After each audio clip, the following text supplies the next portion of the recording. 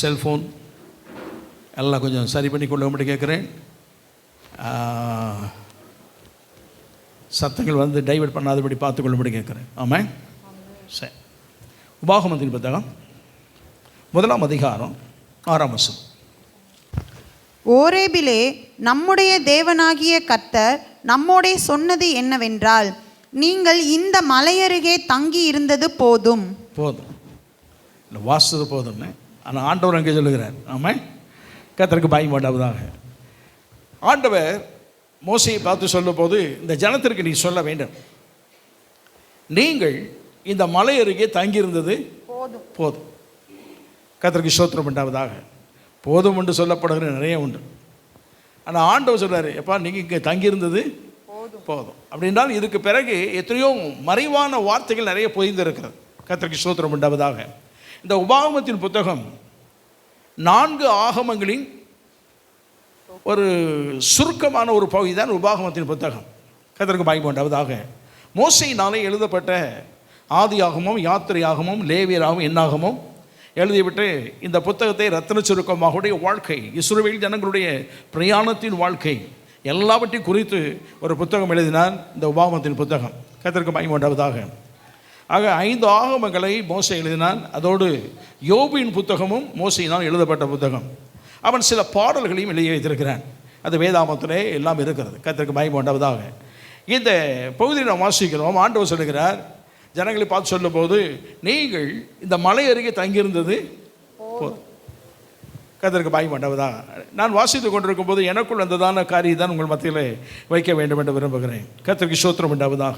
இஸ்ரவேல் ஜனங்களை எகிப்திலிருந்து மோசே நடத்தி அவன் பிரயாணப்பட்டு கானான் தேசத்திற்கு, தேவன் வாக்குத்தத்தம் பண்ணின தேசம், அவருடைய முற்பிதாக்களுக்கு ஆபிரகாம், ஈசாக்கு, யாக்கோபு வழியாய் அவர்களுக்கு வாக்குத்தத்தம் பண்ணின தேசத்திற்கு தேவன் நடத்தி கொண்டு போகிறார். அவர் போகிற பாதையில் அவர்கள் செங்கடலை கடந்தார்கள். பிறகு கொஞ்சம் தூரம் தாண்டி வந்த உடனே அவர்களுக்கு தண்ணீர் தாகம் ஏற்பட்டபடினாலே தண்ணீர் ஊற்றி அவர்களுக்கு கண்மலையை பிளந்து தண்ணீர் கொடுத்தார். பசி ஏற்பட்ட போது வானத்திருந்த மன்னாவை பொழிய பண்ணி மன்னா கொடுத்தார்.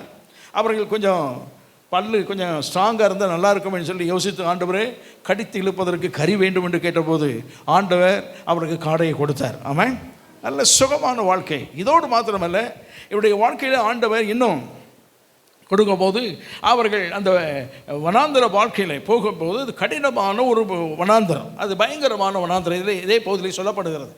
அந்த வனாந்தரத்திலே வெயிலின் உஷ்ணம் தாக்காதபடிக்கு மேக ஸ்தம்பத்தை கர்த்தர் வைத்திருந்தார், அது குளிர்ச்சியாக இருப்பதற்கு. கர்த்தருக்கு மகிமை உண்டாவதாக.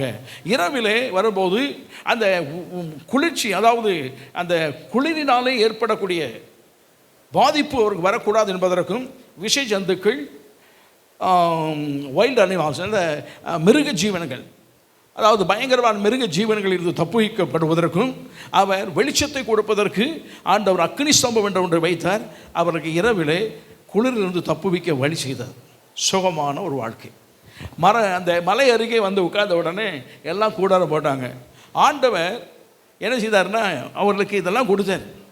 அவங்க அங்கே இருந்துட்டாங்க. ஏன் அப்படின்னா சுகமான ஒரு வாழ்க்கை. கர்த்தருக்கு மகிமை உண்டாவதாக. என்ன கிடைக்கிறது? மண்ணா கிடைக்கிறது. தண்ணீருக்கு பிரச்சனை இல்லை. கர்த்தருக்கு மகிமை உண்டாவதாக. ட்ரெஸ்ஸை பற்றி கவலையே விட வேண்டாம். ஏன்னா எப்போ போட்டாலும் இந்த ட்ரெஸ்ஸு எப்படி இருக்கும்? கரெக்டாக இருக்கும். எப்போ போட்டாலும் இந்த ட்ரெஸ்ஸு எப்படி இருக்கும்? கரெக்டாக இருக்கும். நடந்து வந்த செருப்பும் கொஞ்சம் கூட என்ன செய்யலை, ஒரு ட்ராப் கூட தேயலை. அவளுக்கு செருப்பு பற்றி கவலை இல்லை, பிஞ்சும் போகாது. அவளுக்கு ட்ரெஸ்ஸை பற்றி கவலை இல்லை. தண்ணீர் இருக்கிறது, உணவு கிடைக்கிறது, காடையை கொடுத்தார், குளிர்ச்சி, ஏசி மாதிரி இருக்குது, இரவு நல்ல தூக்கம், பாதுகாப்பு. அவங்க நினச்சாங்க இதுவே நமக்கு போதும். எகிப்திலே நம்ம பட்ட பாடுகள், எகிப்திலே பட்ட கஷ்டங்கள், எகிப்திலே செங்கல் அறுத்தோம், சுமை சுமந்தோம், களிமண் சுமந்தோம், அடிகள் பட்டோம், வேதனைப்பட்டோம், இங்கே வந்தோம், ரொம்ப சுகமாக இருக்கப்பா, இங்கே தங்கிடலாம் அப்படிங்கிற எண்ணம் வந்து அங்கே பற்ற போட்டாங்க. கர்த்தருக்கு மகிமை உண்டாவதாக. ஆண்டவர் இவனை விட்டால் இப்படி இருந்து வாழ்நாள் முழுவதும் எங்கே இருப்பாங்க? இங்கே உட்கார்ந்துருவாங்க. முன்னேறி போவதில்லை. தேவன் வைத்திருக்கிற ஒரு இலக்கு ஒன்று இருக்கிறது. அது அவர்களுக்கு கானான் தேசம். கர்த்தருக்கு பயமாட்டவதாக அந்த லக்கை அடைந்து கொள்வதற்கு அல்லது வாக்குத்தத்த பூமியை அடைந்து கொள்வதற்கு இவர்கள் புறப்பட மாட்டார்கள். இங்கே உட்கார்ந்துருவாங்க. ஜீவிய காலம் எத்தனை வருஷம் ஆனாலும் இங்கே உட்கார்ந்து இங்கே டெவலப் பண்ணி இங்கே அவர்கள் இருப்பதற்கு வழியை தேடிக்கொள்வார்கள். ஆண்டவர் பார்த்தாரு, இது சரிப்படாது, ஆகவே நீங்கள் இந்த எல்லையை விட்டு புறப்பட வேண்டும் சொல்லிட்டார். கர்த்தருக்கு பயமாட்டவதாக. இதை பொருள் என்ன என்றதான யோசனை நமக்கு வரலாம். நம்முடைய வாழ்க்கையில் சுகமான ஒரு அனுபவம் வந்த உடனே நாம் அந்த எல்லையை விட்டு இன்னொரு எல்லைக்கு போவதற்கு யோசிக்க ஆரம்பித்து விடுகிறோம். நல்ல உணவு, நல்ல வீடு, நல்ல பொருளாதாரம், நல்ல சபை, நல்ல ஆவிக்குரிய நிலையை பார்த்து நல்ல சபை, நல்ல ரட்சிக்கப்பட்டோம், நல்ல ஞானஸ்தானம் பெற்றுட்டோம், வருவோம், ஆராதனை பங்கு வருவோம், நல்ல ஆராதனை, எல்லாரையும் பார்த்தோம், சந்தோஷம், வீட்டுக்கு போகணும், தூங்கணும். மறுபடியும் எப்போ தான் வரப்போகிறோம்? எப்போ தான் வரப்போகிறோம்? ஞாயிற்றுக்கிழமை தான் வரப்போகிறோம். ஆக வாழ்க்கை முழுவதுமே இதுதான். இது சுகமான ஒரு நிலையை போல் நமக்கு வாழ்க்கையில் மாறிவிடுகிறது. தேவன் என்ன நினைக்கிறார்னா, இப்படி வந்துவிட்டு போவதும் வருவதுமாய் இருக்கக்கூடாது. இதற்கு பிறகு உள்ளே இருக்கக்கூடிய ஆவிக்குரிய அனுபவத்தினுடைய ஒரு முன்னேற்றம். எழும்ப வேண்டிய இடத்துல எழும்பணும், முன்னேற வேண்டிய இடத்துல முன்னேறணும், போய் சாதிக்க வேண்டிய இடத்துல சாதிக்கணும். அவர்களுக்கு தேவன் வைத்த லக்கை அடைந்து கொள்ள வேண்டும் என்று நியமித்தது போல தேவன் நமக்கென்று வைத்திருக்கிற ஒரு லக்கை என்ன செய்ய வேண்டும்? அடைந்து கொள்ள வேண்டும். இதைத்தான் தேவன் நமக்கு நியமித்து வைத்திருக்கிறார்.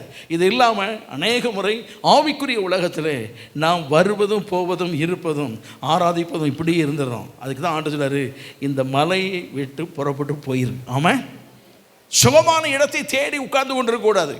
நமக்கு என்று வைத்திருக்கிறது லக்கை அடைந்து கொள்வதற்கு சில வேளைகளில் கஷ்டம் இருக்கும். எப்படி இருக்குங்கிறத அடுத்த வசனத்தை சொல்கிறார். அந்த வசந்த வாசிங்களேன், 7ஆம் வசந்த வாசிங்களேன். நீங்கள் திரும்பி பிரயாணம் புறப்பட்டு எமோரியரின் மலை நாட்டிற்கும். எமோரியரின் மலை நாடு, சரி, அதற்கு அடுத்த எல்லா சமனான வெளிகளிலும், சமனான வெளி, குன்றுகளிலும், அடுத்த குன்றுகள், பள்ளத்தாக்குகளிலும், பள்ளத்தாக்கு, தென் திசையிலும் கடலோரத்திலும் இருக்கிற கானானியரின் தேசத்துக்கும், கடலோர பகுதிகள், லீபனோனுக்கும், லீபனோன், ஐபிராத்து நதி என்னும் பெரிய நதி வரைக்கும் போங்கள். ஆண்டவர் பலவிதமான இடங்களை சுட்டி காட்டுவது என்பது பலவிதமான அனுபவங்களை சுட்டி காட்டுகிறது. கர்த்தருக்கு பயமாட்டவதாக. நீங்கள் எல்லாம் இந்த எல்லையை என்ன செய்ய வேண்டும்? கடந்து போக வேண்டும். மலை பகுதியை குறித்து ஆண்டவர் ஏன் இவ்வளவு கரிசனை கொண்டு சொல்லுகிறார், ஏன் திட்டமாய் சொல்லுகிறார் என்றால், மலைப்பகுதி ரொம்ப சுகமான பகுதி. ஆமாம், நம்ம நாட்டிலே வைத்துக் கொள்ளுமே. மலைப்பகுதி எப்படி இருக்கும்? நீங்கள் கொடைக்கானல் போனது இல்லையா? ஊட்டி போனது இல்லையா? அட கேரளாவும் போனது இல்லையா? வெள்ளைக்காரங்க வந்தவொடனே நேரம் எங்கே தான் போவாங்க? காரைக்குடி வந்து இறங்கவே மாட்டாங்க. காரைக்குடிக்கு வருவாங்க, ஆனால் நேரம் வந்து எங்கே வர மாட்டாங்க. நம்ம ஆட்கள் போனவங்க வருவாங்க, அதை விட்டுருங்க. வெள்ளைக்காரன் வந்தாலும் நேரம் எங்கே தான் போய் நிற்பான்? கேரளா, திருவனந்தபுரம் இறங்கி கேரளாவுக்கு போய் நிற்பான், கொச்சினில் போய் இறங்கி எங்கேயா நிற்பான். ஏன்னா அவனுக்கு முதல்ல கிளைமேட் என்ன செய்யணும்? அது சுகமான ஒரு இடம். அங்கேருந்து தான் எல்லா இடத்துக்கும் என்ன செய்வான்? அங்கே எல்லா இடத்துக்கும் போகிறதுக்குள்ள வழிகளை அதுக்கப்புறம் தான் செய்வான். சுகமான இடம். அங்கே போனால் காற்று, அருமையான காற்று, நல்ல வசதி, அந்த சுகமான தூக்கம், எல்லாமே நல்லாயிருக்கும். ஆகவே இந்த மலைநாடு என்பது சுகமான அனுபவம். இன்றைக்கி நமக்கு ஆவிக்குரிய வாழ்க்கையில் மலைநாடு என்பது ரட்சிக்கப்பட்டாச்சு, ஞானஸ்தானம் எடுத்துட்டோம், சரி இன்னும் கொஞ்சம் அபிஷேகம் பெற்றோமோ இல்லையோ அது வேறு ஒரு விஷயம் வச்சுக்குவோம். நல்ல ஒரு சர்ச்சு கிடச்சிட்டு நல்ல ஒரு இடத்துல வந்தோம், சரி வருவோம், நல்லா உட்காருவோம், பிரசங்கத்தை கேட்போம், ஆராதனை பார்ப்போம், 2 பேரை பார்த்து சிரிப்போம், வீட்டுக்கு போயிடும். இனி அடுத்த வாரம் தான் என்ன செய்ய போகிறோம்? வரப்போகிறோம். வாழ்க்கை இப்படியே ஓடிக்கொண்டிருந்தால் ஆவிக்குரிய வாழ்க்கையில் தேவன் வைத்திருக்கிற ஒரு இலக்கு அடைந்து கொள்வதற்கு கடினமான சூழ்நிலையாய் போய்விடும். ஆகவே தான் ஆண்டு சொல்றாரு, இந்த நிலையோடு நீங்கள் உட்காரக்கூடாது. நீங்கள் எழுந்து என்ன செய்யணும்? இப்படிப்பட்ட அனுபவத்தினூடே இருக்கக்கூடிய ஒவ்வொன்றாய் தாண்டி சென்று உங்களுக்குள்ள லக்கை நீங்கள் அடைந்து கொள்ள வேண்டும். ஆமாம், அவளுக்கு கொடுக்கப்பட்ட லக்கு என்னன்னா கானான் தேசம்தான். ஆனால் நமக்கு ஆவிக்குரிய வாழ்க்கை எடுத்துக்கொள்வோம் என்று தான் நமக்குரிய இலக்கு எதுதான்? தைரியமாக சொல்லுங்க, ஏன்னா பயந்து போய் சொல்லுங்க, என்ன சிறைச்சி கூடமா அது? கண்ணீர் இல்லை, கவலை இல்லை, துக்கம் இல்லை, வியாகுலம் இல்லை. அங்கே சூரியனுடைய வெளிச்சமும் இருக்காது, கர்த்தரே வெளிச்சமாக இருப்பார். அங்கே தாகம் இல்லை, அங்கே மகிழ்ச்சி உண்டு, சந்தோஷம் உண்டு, அங்கே ஆராதனை உண்டு, நித்திய தேவனுடைய ஆசீர்வாதமான முகத்தை தரிசிக்கலாம். மகிமையான ஒரு இடம், மகிமையின் தேசம். இப்படிப்பட்ட இடத்துக்கு தான் நாம் என்ன செய்கிறோம்? காத்திருக்கிறோம். கர்த்தருக்கு மகிமை உண்டாவதா? அதுதான் நம்முடைய இலக்கு. இந்த இலக்கை அடைவதற்கு ஆவிக்குரிய வாழ்க்கை இருக்கிறோம். ஆனால் இப்படி வந்துட்டு போயிட்டு இருந்தால் கதை என்ன செய்யாது. சுகமான ஒரு இடத்துல தங்கிட்டோம், இப்படியே உட்கார்ந்துருவோம், நாம் சேர வேண்டிய இடத்துக்கு போக மாட்டோம். ஆகவே தான் இன்றைக்கு நமக்கு ஒரு விழிப்புணர்வு வேண்டும் என்பதற்கு தான் இந்த சுகமான இடத்துல உட்கார்ந்து கொண்டே இருக்கிற அனுபவம் வேண்டாம். இதற்கு பிறகு இருக்கக்கூடிய ஒவ்வொரு அனுபவத்தையும் கடந்து செல்ல வேண்டும். ஆமாம், நாம் சந்திக்க வேண்டிய எமோரியனை சந்திக்க வேண்டும், சந்திக்க வேண்டிய பள்ளத்தாக்கு வழியாக இறங்கி போக வேண்டும். நாம் போக வேண்டிய பாதையெல்லாம் பெரும் தூரமாக இருக்கிறது. ஆமாம், கர்த்தருக்கு பயப்பட. இவர்கள் புறப்பட்டு வரும்போது இவருடைய வாழ்க்கையில் யுத்தம் என்பது இவர்களுக்கு தெரியாது. இவர்கள் எகிப்து தேசத்தில் இருக்கும்போது யுத்த கலையை அவர்கள் பயிற்சிவிக்கப்படவே இல்லை. இவர்கள் பயிற்சிவிக்கப்பட்டதெல்லாம் செங்கல் சுடுவதற்கும், அவர்கள் களிமண்ணை எடுப்பதற்கும், அங்கே இருக்கிறதான வைக்கோல் குப்பைகள்லாம் சேர்த்து செங்கல் சுடுவதற்குள்ள வேலை செய்வதற்கும் இப்படித்தான் இவர்கள் இருந்தார்களே தவிர யுத்த களத்திலே இவர் ஒருவர் கூட போய் நின்றதில்லை. ஆகவே இவருக்கு யுத்தம் என்பது என்ன செய்யாது, தெரியாது. கர்த்தருக்கு பயம் உண்டாவதாக. ஆகவே ஆண்டவர்களை கொண்டு வரும்போது இவர் யுத்தத்தை கண்டு பயந்து விடக்கூடாது என்பதற்கு தான் அவர் வேறு ஒரு பாதை வழி, யுத்தம் இல்லாத பாதை வழியை கடத்தி கொண்டு போனார். ஆனால் அந்த எல்லையில் என்ன வந்தது, அந்த எல்லை யுத்தம் வந்தது. கர்த்தருக்கு மகிமை உண்டாவதாக.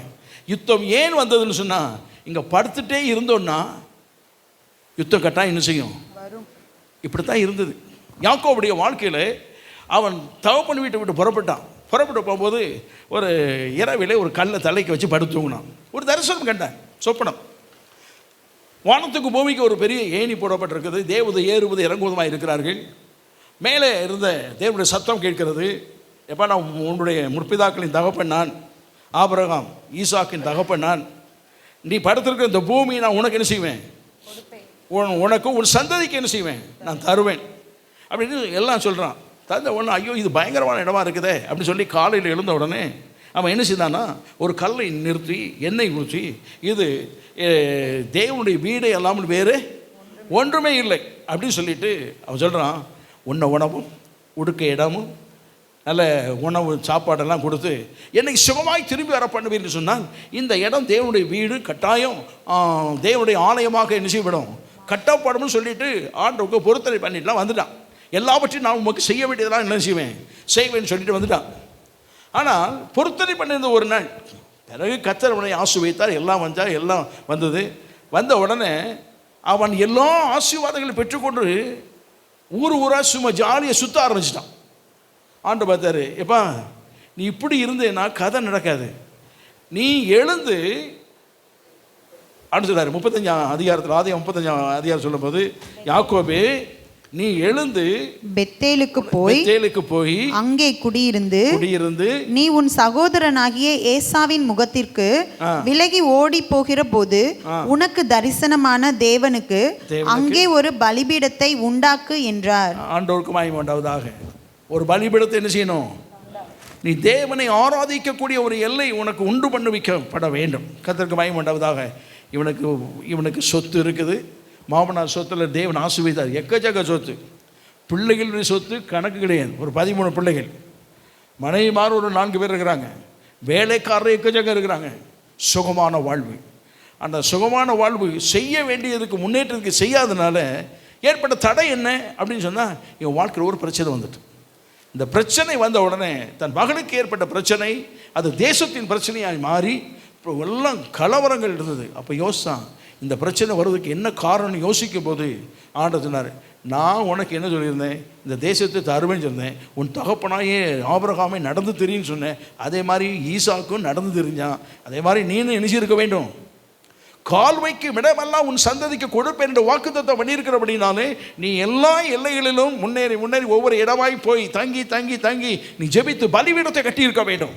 அதை செய்யாமல் ஒரு இடம் கிடைச்ச உடனே சுகமாய் தங்க ஆரம்பித்தவாறு அங்கே வியாபாரம் பண்ணலாம், அங்கே மக்களோட இணைந்து கொள்ளலாம், அங்கே நமக்கு செழிப்பு இருக்கிறது, வசதி இருக்கிறது, வாய்ப்பு இருக்கிறது, எங்கே இருந்து விடலாம் என்று சொல்லி நினைத்தா இல்லவா, ஏற்பட்ட பிரச்சனை தலை தாங்காமல் வெளியே ஓடும்படியாக ஆகிவிட்டது. சில வேளைகளில் நம்முடைய வாழ்க்கையில் முன்னேற்றத்திற்கு தடையாய் பிரச்சனைகள் போராட்டங்கள் இருப்பது ஏன் என்று சொன்னால் நாம் உட்கார்ந்து யோசிக்கணும், என்னுடைய இந்த காரியத்திற்கு ஏன் இவைகள் நடந்தது, இந்த முன்னேற்றத்திற்கு தடையாக இருக்கக்கூடியவைகள் இது ஏன் வந்தது என்று சொல்லி ஆரம்பித்தோன்னா நாம் செய்ய வேண்டியதை செய்யாமல் போனதுனாலே. ஆமாம், அப்போ தான் ஆண்டு சொன்னார், இருக்கிற இந்த சுகமான எல்லையை விட்டு முதல்ல நீ என்ன செய், எழுந்துரு. ஆமாம், முன்னேற வேண்டும் என்று சொன்னால் முதல்ல என்ன செய்யணும்? இருக்கிற இடத்த விட்டு என்ன செய்யணும்?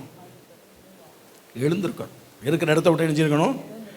அங்கே இருக்கக்கூடாது. அப்போ வேதத்தை பவுல் சொல்லுகிறான், மரித்தோரை விட்டு எழுந்திரு, அப்பொழுது கர்த்தர் என்ன செய்வார்? உங்களை பிரகாசிக்கப்படுவார். கர்த்தருக்கு மகிமை உண்டாவதாக. நான் பிரகாசிக்கப்பட வேண்டும், நான் ஆசீர்வாதமாக இருக்க வேண்டும், அநேகருக்கு முன்னேற்றம் உள்ளவனாக இருக்க வேண்டும், நான் முன்னேறி இந்த காரியத்தை இலக்கை அடைந்து கொள்ள வேண்டும் நாம் விரும்புகிறோம். ஆனால் எல்லை எங்கே தான் இருக்குது? இருக்கிற எல்லையிலே இருந்து கொண்டிருக்கிறோம். ஆண்டவர் இருக்கிற எல்லை விட்டு புறப்பட பண்ணுகிறார். ஆமாம், எழுந்திருக்கிறார். அப்படின்னா என்ன அர்த்தம் அப்படின்னா, நம்முடைய வாழ்க்கையில் சுகமான ஒரு எல்லை விட்டு நாம் எழுந்து முன்னோக்கி போக வேண்டும் என்று தேவன் விரும்புகிறார். அவர் ஆமாம், போதும் என்றதான எண்ணம் எந்த மனுஷனுக்கு வரக்கூடாது. இது போதும் அப்படின்னு சொன்னால் அதோடு என்ன செய்கிறோம்? நின்றுங்க. இது போதும் அப்படின்னு சொல்ல நானே வச்சுக்கணுமே. சர்ச்சில் இருக்கிறோம், சரி 200 பேர், ஒரு 300 பேர், ஒரு 400 பேர் போதும் அப்படின்னா அதுக்கு மேலே என்ன செய்யாது? வராது. ஏன்னா நானே மனதில் என்ன செய்யிட்டேன்? இலக்கை நிர்ணயித்து போதும்னு சொல்லிட்டேன். என்னுடைய இலக்கை என்ன வைக்கணும்னா பல ஆயிரங்கள் இன்னும் வச்சாதான் அதை அடையும் வரை போராடி முன்னேறி போய்கொண்டே என்ன செய்வோம்? இருப்போம். கர்த்தருக்கு மகிமை உண்டாவதா. என்றைக்குமே நம்முடைய வாழ்க்கையில் போதும் என்றதான ஒரு எண்ணம் வரவே கூடாது. ஆமாம், முன்னேறி போவதற்குரிய காரியங்களில் முன்னேற வேண்டும். கடினமாக இருக்கும், போராட்டமாக இருக்கும், யுத்தகலமாக இருக்கும். ஆனால் அவை எல்லாம் தேவனை சார்ந்து தேவனிடத்தில் கற்றுக்கொண்டு போய்கொண்டே இருக்க வேண்டும். இதனால் வரை யுத்தம் பழகலை, ஆனால் யுத்தம் வந்ததுன்னு சொன்ன உடனே எல்லாரும் பயந்தாங்க. இந்த அமலேக்கரி வந்து விட்டார்களே, யுத்தம் பண்ண வந்து விட்டார், நம்ம என்ன செய்வது? மோசே கூப்பிட்டாங்க, யோசுவாவை இங்கே வா.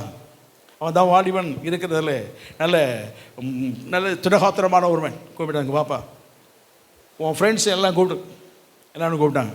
அவன் ஃப்ரெண்ட்ஸ் எல்லாம் கூப்பிட்டாங்க. கொஞ்சம் பேர் சேர்த்து நீ போ, எங்களோட யுத்தம் பண்ண போ அப்படின்னா. இவனுக்கு பட்டையும் சுரட்டவும் தெரியாது, வெட்டவும் தெரியாது. நீங்கள் போங்கப்பா, கர்த்தர் உங்களுக்கு உதவி செய்வார். ஆமாம், அதுக்கு தான் ஆண்டவர் சொல்றாரு, பரிசுத்த ஆவியானவர் உங்களிடத்தில் வரும்போது நீங்கள் என்ன செய்வீங்க? எப்படி சுவிசேஷம் சொல்லணும், எப்படி ஆத்துமங்களை ஆதாயம் பண்ணணும், அல்லது எப்படி ஆண்டவர் படி சொல்லணும், எப்படி சத்துருக்கு எதிராக நிற்க முடியும், எப்படி அவனுக்கு எதிராக நின்று போராட முடியும், இதெல்லாம் நமக்கு தெரியாது, கவலை இல்லை. ஆனால் பரிசுத்த ஆவியானவர் தேவனை நம்பி நான் முன்னோக்கி போன போதும் அவன் நமக்கு கிருபை செய்வார். அவர் ஆமாம். அதெல்லாம் இதில் எழுதும் போது சொல்றாரு, உங்களால் முடிஞ்சாலும் நீங்கள் யுத்தம் பண்ணுங்க, கர்த்தர் உங்களோடு கூட இருந்து யுத்தம் பண்ணுவார். உங்களால் முடியவே முடியாதுன்னு சொல்லி மக்கள் இருக்கிறாங்கன்னு நினைக்கிறீங்களா? நீங்கள் கவலைப்படாதீங்க, அங்கே போய் நில்லுங்க, யுத்தம் பண்ண நில்லுங்க. ஆண்டவர் குளவிகளை அனுப்புவார். எதை அனுப்புவாராம்? அந்த மலை நாட்டில் இருக்கக்கூடிய குளவிகளை பற்றி அவங்களுக்கு தெரியும். நம்ம அந்த இஸ்ரவேல் ஜனங்களுக்கு தெரிந்ததை விட அவங்களுக்கு தெரியும். ஏன்னா ஒரு போடு போட்டுச்சுன்னா இருக்கிறவன்லாம் என்ன செய்வான்? ஒருத்தனை ஒரு கொலை போட்டுச்சுன்னா அவன் செத்துருவான். ஏன்னா அந்த வீரியம் அவ்வளோ வலிமை உள்ளது. கர்த்தருக்கு மகிமை உண்டாவதாக. ஆகவே குளவி கூட்டங்கள் வரதை பார்த்த உடனே படையை போட்டுட்டு ஓடிட்டாங்க. வேதத்தை சொல்லப்பட்டிருக்கு. கர்த்தருக்கு மகிமை உண்டாவதாக. ஆகவே கர்த்தர் உங்களுக்காக எல்லாம் செய்வார். ஆனால் நீங்கள் செய்ய வேண்டியது, இருக்கிற இடத்துல இருந்து கொண்டே சுகமாக இருந்தால் தேவனால் ஒன்றுமே செய்ய முடியாது. நீங்கள் கடினமாக இருந்தாலும் சரி, கஷ்டமாக இருந்தாலும் சரி, உங்களுடைய வாழ்க்கையில் முன்னோக்கி போக வேண்டும். ஆவிக்குரிய வாழ்க்கையில் அதுதான். ரட்சிக்கப்பட்டோம், ஞானசானம் பெற்றோம், அதோடு இருந்து விடக்கூடாது. தேவன் நம்ம கொடுத்த அபிஷேகத்தின் வல்லமை பெற்றுக்கொள்ள வேண்டும். இதைத்தான் இயேசு சொல்லும் போது சொன்னார், பரமேறி போகும்போது, ஆண்டவரே பரமேறி போகிறீர், ராஜ்யத்தை இப்போதா கொடுப்பீர்னு சொல்லி ஒருத்தன் கேட்குறான். ஆண்டு அதெல்லாம் ஆண்டு வரும்போது பார்த்துக்குவார், அந்த காலங்கள் வரும்போது நடக்கும். ஆனால் நீங்கள் செய்ய வேண்டியது என்ன அப்படின்னா, நீங்கள் ஊழியம் செய்யுங்க, பரிசுத்தாவின் ஞானஸ்தானம் கொடுங்க, நீங்கள் அநேகரை சுவிசேஷத்துக்கு அனுப்புங்க, எல்லா இடத்துக்கும் போங்க, ஆண்டவர் பற்றி சொல்லுங்கள், எல்லாம் சொல்லுங்கள் அப்படின்னு சொன்னாலும் போய் காத்துருங்க. 10 நாள் ஒரு காத்துருங்க. பரிசுத்த ஆவியானவர் உங்களுக்கு வருவார். அவர் பலன் அடைய பண்ணுவார். பலன் அடைஞ்ச உடனே நீங்கள் புறப்பட்டு என்ன செய்யுங்க? புறப்பட்டு போங்க. அப்போது உங்களை கொண்டு தேவன் செய்ய வேண்டிய காரியத்தை என்ன செய்வார்? செய்து முடிப்போம். அப்போ முன்னேற்றத்திற்கு அடுத்த ஸ்டெப் என்னென்னா, இவங்க ஆண்டவர் சொன்னார் போய் சும்மா இருப்போம் அப்படின்னு சொல்லி சும்மா போய் இருக்கிற, என்ன செய்ய சொன்னாரோ அதை செய்வதற்கு முன்னோக்கி போனார்கள். ஆமாம், காத்திருந்தார். பரிசுத்த ஆவியான இறங்கின உடனே பரிசுத்த ஆவி வரும்போது நீங்கள் எருசலேமிலும் யூதேயாவிலும் சமாரியாவிலும் பூமியின் கடைசி பரியந்தம் சாட்சிகளாக இருப்பீர்கள். அதை செய்ய ஆரம்பித்தார்கள். எருசலேமிலே அவர்கள் செயல்பட ஆரம்பித்தார்கள். அடுத்த ஸ்டெப் சமாரியாவிலே செயல்பட ஆரம்பித்தார்கள். பிறகு யூதேயா முழுவதும் செயல்பட ஆரம்பித்தார்கள். பிறகு ஒவ்வொரு தேசமாய் போக ஆரம்பித்தார்கள். முன்னேற்றம் அடைய பண்ணும்போது தான் தேவ ராஜ்யமும் கட்டப்பட்டது. வெற்றியுள்ள ஒரு வாழ்க்கை ஓடிக்கொண்டே இருக்கிறது. ஆமாம், இந்த உலகத்தில் 2000 ஆண்டுகளுக்கு மேலாக வளர்ந்து கொண்டே இருக்கக்கூடிய ஒரே ஸ்தாபனம் கிறிஸ்துவின் ராஜ்யம் மட்டும்தான். ஆமாம். மற்ற ராஜ்யங்கள் தோன்றின இல்லாமலே போயிட்டு. கர்த்தருக்கு பயமாட்டவதா. எத்தனை ராஜ்யங்கள் தோன்றினது? பாபிலோன் ராஜ்யம் இருந்தது, மேதிய பேசிய ராஜ்யம் இருந்தது, கிரேக்க ராஜ்யம் இருந்தது, ரோம ராஜ்யம் இருந்தது. இதெல்லாம் பரவிச்சு உலகமெங்க அவங்க பரவி ஆளுகை செய்தார்கள். இடம் தெரியாமல் போயிட்டாங்க. பிரிட்டிஷ் அவர்களும் ஆளுகை செய்தார்கள். இன்றைக்கி அவங்க இடத்த விட்டார வேறு எங்கேயும் அவங்களால நிலை நிற்க முடியல. அவங்க அவர்கள் ஆண்டார்களா இல்லையாங்கிற கேள்விக்குறியாக வந்துருச்சு. எல்லாம் அழிந்து கொண்டே போகிறது. அவருடைய ராஜ்ய அமைப்புகள் அழிந்து போகிறது. அன்றைக்கு 2000 ஆண்டுகளுக்கு முன்பு ஆரம்பிக்கப்பட்ட கிறிஸ்துவின் ராஜ்யம் அது இன்னும் வளர்ந்து கொண்டே இருக்குதுன்னு சொன்னால், ஆண்டவர் சொல்கிறது மலை நாட்டில் எவனும் தங்கக்கூடாது. ஆமாம். மலைப்பகுதியில் எவனும் தங்கக்கூடாது. சுகமான வாழ்க்கைக்கு யாரும் தங்கி இருக்கக்கூடாது. முன்னேறி போய்கொண்டே இருக்க வேண்டும். ஆமாம். ஒருவேளை ஜீவன் கொடுக்கக்கூடியதாக இருந்தாலும் கொடுத்து விட்டு நீங்கள் போங்க, உங்களுக்கு பின்வரும் சந்ததி அதை கட்டுவிப்பார்கள். ஆமாம். அதைத்தான் இந்த உலகம் முழு இன்றைக்கு செய்து கொண்டே வருகிறது. ஆண்டவர் அதைத்தான் விரும்புகிறார். நம்முடைய ஆவிக்குரிய வாழ்க்கையிலும் அடுத்த ஸ்டெப் முன்னேறி போக வேண்டும். பரிசுத்தாவின் அபிஷேகத்தை பெற்றுக்கொள்ள வேண்டும். அதான் ஆண்டு சொன்னார், எழும்பு எழும்பு சீயோனே, உன் வல்லமையை என்ன செய்து கொள், தரித்துக்கொள். வல்லமை தரித்துக்கொள்ள வேண்டும். பரிசுத்தாவின் அபிஷேகம் நமக்கு வேண்டும். ஆவிக்குரிய வாழ்க்கையில் ஒவ்வொரு முன்னேற்றம் நமக்கு இருக்க வேண்டும். பலிபீடத்தை கட்டணும். வீடுகளில் நல்ல பலிபீடம் கட்டினா தெய்வ சமூகத்தில் அமர்ந்திருக்கக்கூடிய காரியங்கள் நம்முடைய குடும்பங்களில் இருக்க வேண்டும். நம்ம எழுந்தோம், காலையில் எழுந்தோம், நம்ம பாட்டுக்கு ஒரு பக்கம் போனோம். இன்றைக்கி எழுந்திருக்க குடும்பங்கள்லாம் எப்படி இருக்குது? வீட்டில் தாய் தகப்பன் பிள்ளைகள் அப்படி இருக்கிறாங்கன்னா, அல்லது கணவன் மனைவி 2 பிள்ளைகள், அது பாட்டுக்கு எழுந்துருங்க. சரி, எழுந்திருக்கும் போதே தடவிட்டு தான் எழுந்திருக்கும். என்னது, கண்ணை கூட திறந்துருக்காதுன்னா தடவிட்டு, கை மட்டும் என்ன செய்யும், தடவிட்டு இருக்கும். என்ன தடவும்? கையில் ஃபோன் கிடைக்குதான்னு. கிடைக்கலன்னா ஒரு கற்றணும். என் ஃபோனை எங்கே மம்மி அப்படி கற்றணும். ஏய் நீங்கள் வச்சுட்டோமா, நான் சார்ஜில் அங்கே போட்டிருக்கேன், அங்கே போட்டிருக்கேன், எடுத்து யார் தான் தரணும்? ஆனால் முழிக்கும் போது எதை தான் முழிப்பாங்க? செல்ஃபோனில் தான் முழிப்பாங்க. சரி, அது ஒரு கூட்டம் இருக்கட்டும். எழுந்த உடனே பேப்பரில் தான் சிலர் இருப்பாங்க. நியூஸ் பேப்பர் படிக்காமல் அவனுக்கு வேறு ஒன்றுமே என்ன செய்யாது. ஒவ்வொருத்தரும் ஒவ்வொரு வேலைகளை செய்வாங்க. ஆனால் தேவனை குறித்த எண்ணங்கள் யோசனை ஒரு குடும்பத்தில் என்ன செய்யாது. இந்த உலகத்தில் ஆண்டவர் செய்ய விரும்பினதுன்னா, காலையில் எழுந்த எல்லாம் செய்யணும், பலிபீடம் ஒவ்வொரு குடும்பத்திலையும் கட்டுங்க. ஆமாம். எழுந்து தெய்வ சமூகத்தில் அமர்ந்துருங்க. ஒவ்வொரு குடும்பம் ஆவிக்குரிய வாழ்க்கையில் முன்னேற்றம் அடைவதற்கு பலிபீடத்தின் அனுபவத்துக்கு கடந்து வர வேண்டும். ஆமாம். சில பிரச்சனை இருக்குது. ஏன் பிரச்சனை இருக்குதுன்னு சொல்லி ஆராய்ஞ்சு பாருங்கள். பலிபீடம் கட்டாமல் இருந்திருப்போம். வாக்கு தத்துவத்தை நாம் வாக்கு சொன்னோமே, அல்லது நாம் பொருத்தனை பண்ணோமே, அதை செய்யாமல் இருந்திருப்போம். அதை ஆண்டு சமூகத்தில் செய்து முன்னேறி பாருங்கள்.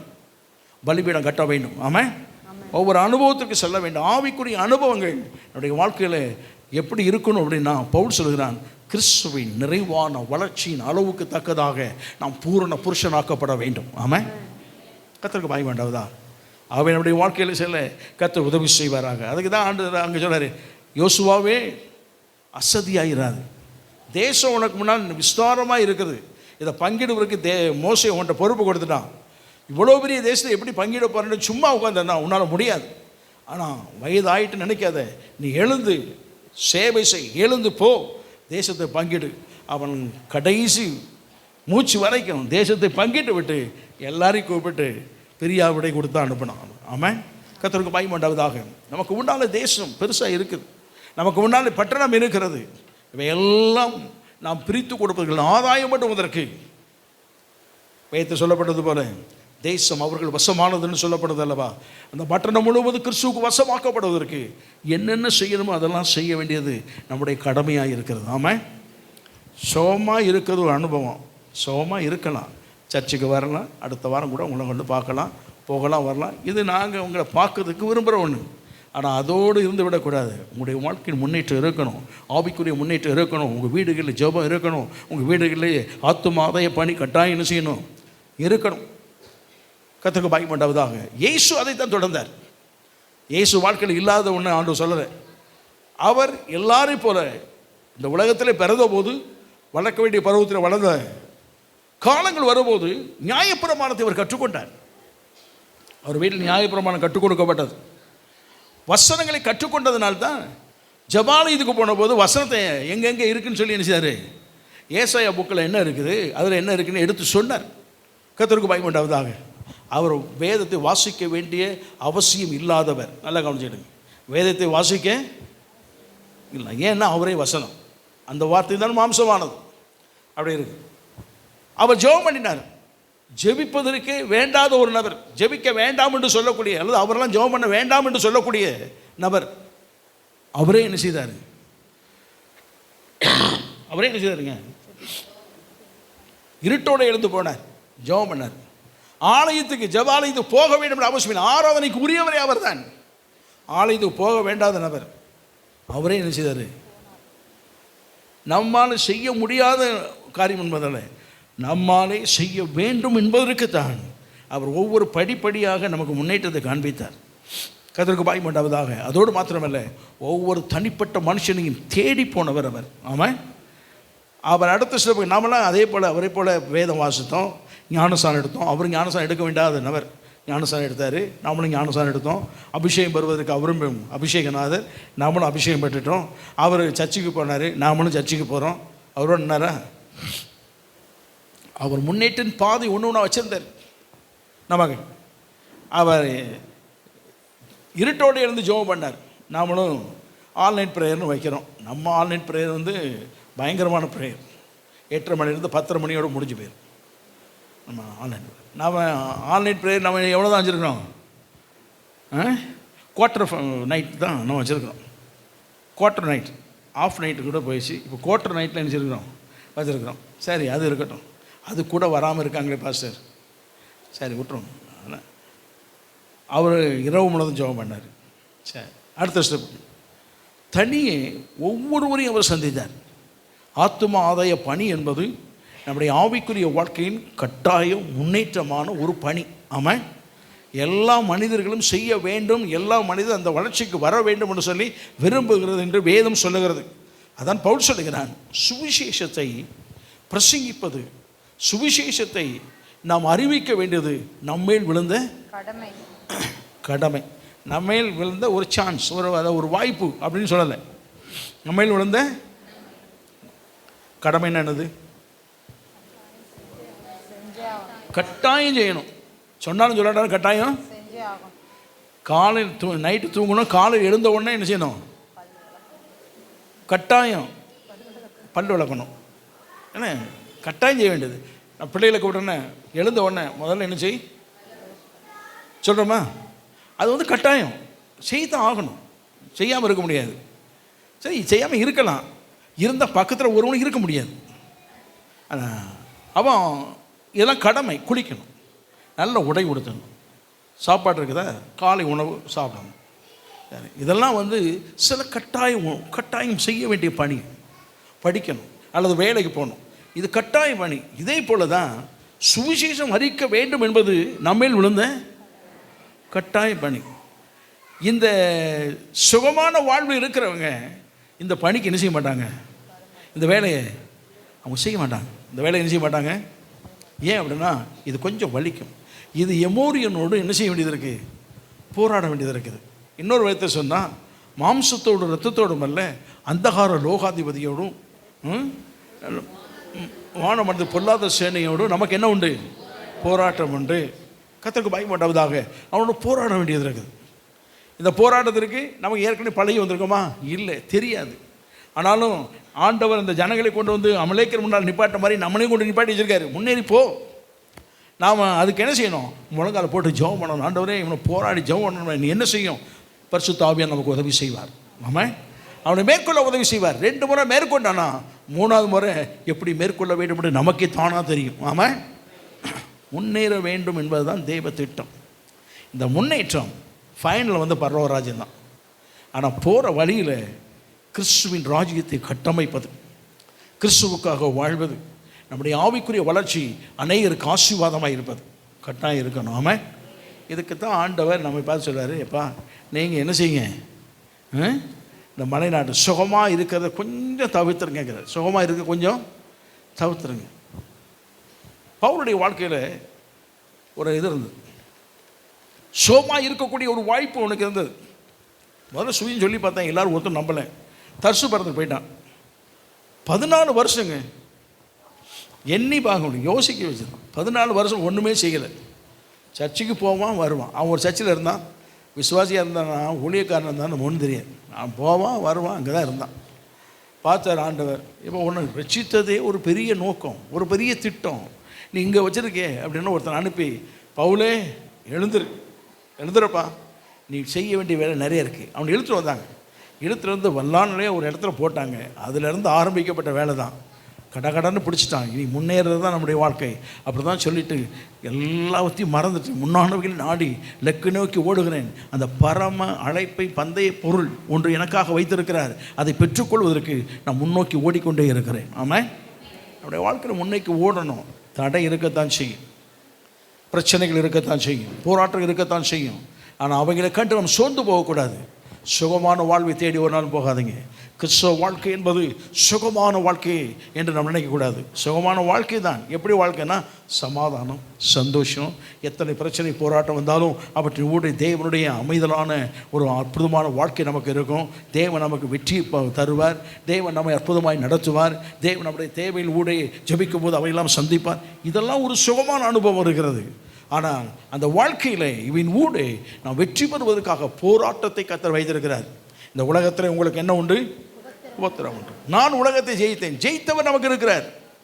ஆகவே நம்ம ஜெயிக்க முடியும் என்பதை சொல்லிக் கொடுத்திருக்கிறார். நாம் செய்ய வேண்டியது நாம் செய்யணும். நாம் செய்ய வேண்டியது நாம் செய்தோம் அப்படின்னா கிறிஸ்தவ வாழ்க்கையின் அனுபவமே வேறு விதமாக இருக்கும். ஆமாம், ரசிக்கப்பட்டோம், ஞானசானப்பட்டோம், அபிஷேகம் பெற்றோம். அடுத்த ஸ்டெப்பில் இதில் வளர்ந்துருக்கோம். சர்ச்சுக்கு வர்றது தான் வளர்ந்துருக்கிறோம். இதுக்கப்புறம் உங்களை எப்போ தான் பார்க்க முடியும்? எப்போ தான் பார்க்க முடியும்? அடுத்த சண்டே தான் பார்க்க முடியும். இந்த இடைப்பட்ட காலத்திலே உங்களால் என்ன செய்ய முடிந்தது? நம்ம ஆண்டவருக்காக நம்ம வாழ்க்கையின் வளர்ச்சியை காட்ட வேண்டும். என்ன செய்திருக்கிறோம்? எதை ஆண்டவருக்காக சாதித்திருக்கிறோம்? இதோ ஒரு பக்கம். இதில் நாம் எந்த அளவிற்கு முன்னேறி இருக்கிறோம்? ஆண்டவருக்குடைய காரியங்களிலே எந்த அளவிற்கு நாம் முன்னேறி போயிருக்கிறோம்? ஒன்லி சர்ச்சுக்கு வருவோம் போவோம், அதோடு தான் இருக்குதுன்னா அந்த வளர்ச்சி அதோடு நின்றும். நான் சொன்னேன், இதோட போதும் நீட்டாக இப்படின்னா போதும், அப்படி நின்றும், வளராது. ஒரு பெண் வந்து சொன்னான், தீர்க்கதரிசியினுடைய மனைவி, எப்பா தீர்க்கதரிசியை பார்த்து, ஐயா என் புருஷன் கடன் வச்சுட்டு போயிட்டார், கடன்காரன் தொல்லை தாங்க முடியலை, என் 2 பிள்ளையும் தூக்கிட்டு போகிறேன்றாங்க, எனக்கு ஏதாவது உதவி செய்யுங்க. அந்த என்ன இருக்குதுன்னு கேட்டோம். கடைசியில் விட்டு போன ஒரு குடம் இருக்குது, குடத்துக்கு நிறைய எண்ணெய் இருக்குது. அதை விற்றாலும் எவ்வளோ தான் போகும்? 1 நேரம் சாப்பாடு 2 நேரம் சாப்பாடு தான் போகும், இல்லை 1 வாரம் சாப்பாடு தான் போகும். அதுக்கப்புறமும் கடன் அடைக்கக்கூடிய அளவுக்கு கிடையாது. அவன் தானே, சரி உன்ட்ட இருக்குதுல்ல, நீ போய் எல்லாத்தையும் பாத்திரங்களை வாங்கி ஊற்று, எவ்வளோ நிரப்ப முடியுமோ நிரப்பிக்க, பிறகு அதை விற்று கடன் நான் அடைச்சிக்க அப்படின்னா. இந்த அம்மாவும் போச்சு, பசங்கள்டான்னு சொல்லிட்டு பாத்திரம் வாங்கிட்டு வாங்கடான்னு. அவனும் வாங்கிட்டு தான், திருமுழுதும் வாங்கிட்டு வந்துட்டாங்க. அடிக்கடிக்கு வச்சுருக்காங்க, அப்படியே பானையும் அடிக்கி மேலே வரைக்கும் வச்சு அடிக்கடிக்கு வச்சுருக்காங்க.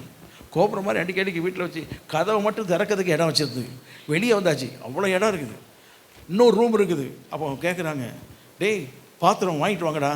இந்த பையலை இருங்க மம்மி, அடுத்த தெருக்கு போகிறேன், அந்த ஆண்டிகிட்ட போய் வாங்கிட்டு வரேன் அப்படின்னு சொல்லி அடுத்த தெருக்கு போகிறதையும் இந்த பானையில் என்ன எப்படி தான் இருந்திருக்கும்?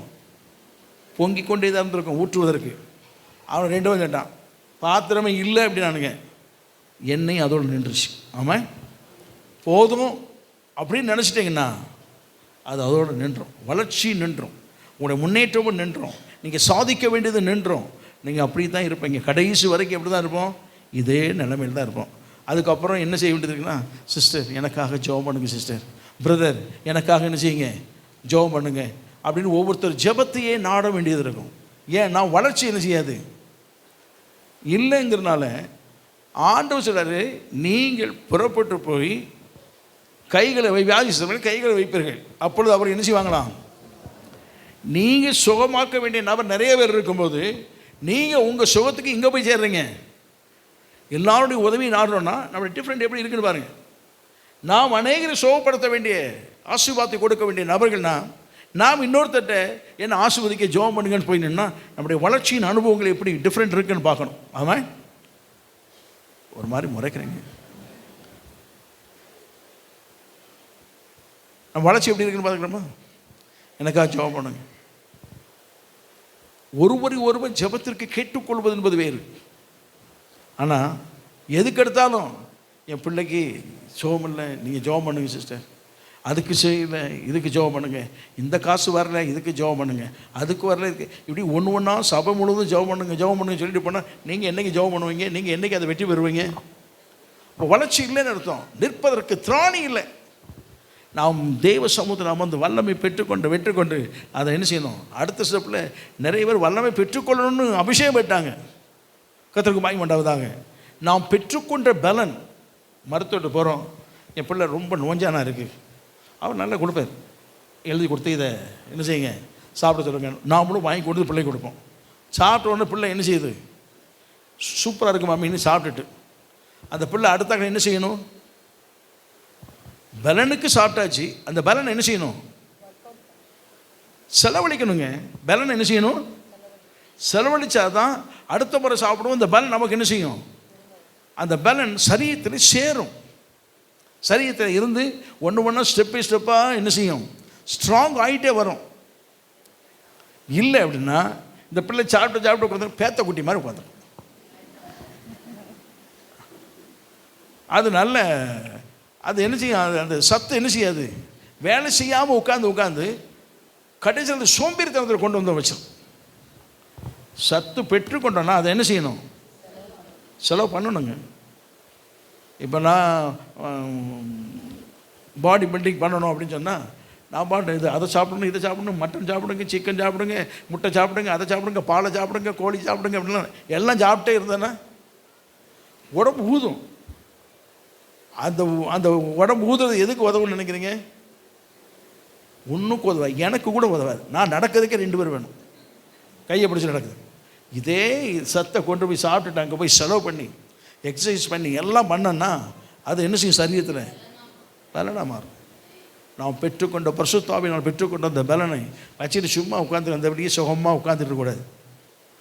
அப்படி சுகமாக ஒன்று சொல்கிறேங்க, ஒருத்தன் வேலை பார்க்குற பையன் வேலை இல்லை, வேலை தேடிட்டு அலைஞ்சாலும் பரவாயில்ல, வேலை தேடாமல் ஒரு 10 நாள் வீட்டில் உட்காந்து சாப்பிட்டுட்டு தூங்கட்டும். அடுத்தால நீங்கள் வேலைக்கு நீங்கள் அனுப்பிடுவேன்னு நினைக்கிறீங்களா? சுகம் கட்டுக்கலாம். இதே சுகத்தில் என்னைக்கு நினைச்சுவான்? அப்பா அம்மா விரட்டி சாப்பிடுவானே தவிர வேலைக்கு ஒரு நாள் நிச்சய மாட்டான், போகவே மாட்டான். அவன் சத்தை செலவு பண்ண வைக்கணும். இதை செலவு பண்ணிடான் அப்படின்னா செலவு பண்ணா காசை கொடுத்துல அவன் பெற்றுக்கொண்ட அந்த வலிமையை அதை செலவு செய்தானா அந்த வலிமை அவனுக்கும் நிற்கும், 4 பேருக்கு ஆசீர்வாதமாக இருக்கும். ஆமாம், இதுதான் பரிசுத்த ஆவி எனக்கு போட்டு தர. அவர் பலன்னு சொன்னார், பலனை பெற்றுக்கொண்டோம். வந்து சர்ச்சில் உட்காந்து சிலர் ஆவியில் நிறைஞ்சாங்க, வெளியே போய் பாருங்க ஒரு 4 சேர் உடஞ்சி போய் கிடக்கு. ஆவியில் நிறைஞ்சு 4 சேரை உடைச்சாங்களே தவிர 4 ஆத்மா கொண்டு வந்தானுங்க நினைஞ்சது இருக்காது. ஆவில் நிறைவு 4 ஆத்மாக்களை கொண்டு வரணும். ஆமாம், 4 ஆத்மாக்களுக்கு சுவிசேஷம் சொல்லணும், 4 ஆத்மாக்களை நிரப்பப்பட வேண்டும். செலவு அப்படி தான் பண்ண முடியும். ஆவிக்குரிய வாழ்க்கையில் முன்னேற்றம் என்பது அதுதான்.